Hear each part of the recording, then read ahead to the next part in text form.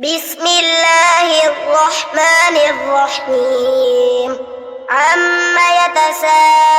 يتساءلون عن النبأ العظيم الذي هم فيه مختلفون كلا سيعلمون ثم كلا سيعلمون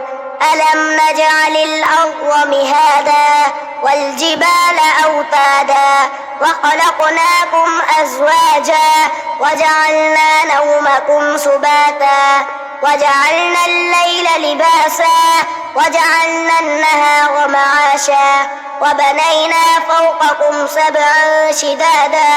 وجعلنا سراجا وهاجا وأنزلنا من المعصرات ماء سجاجا لنخرج به حبا ونباتا وجنات ألفافا إن يوم الفصل كان ميقاتا يوم ينفخ في الصور فتأتون أفواجا وفتحت السماء فكانت أبوابا وسيرت الجبال فكانت سرابا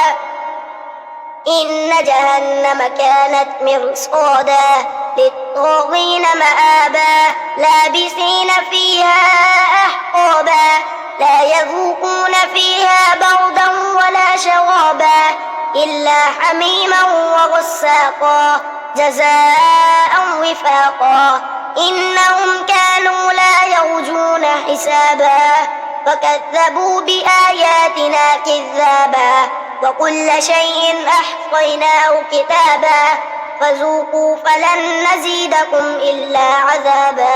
إن للمتقين مفازا حدائق وأعنابا وكواعب أترابا وكأسا دهاقا لا يسمعون فيها لغوا ولا كذابا جزاء من ربك عطاء حسابا رب السماوات والأرض وما بينهما الرحمن لا يملكون منه خطابا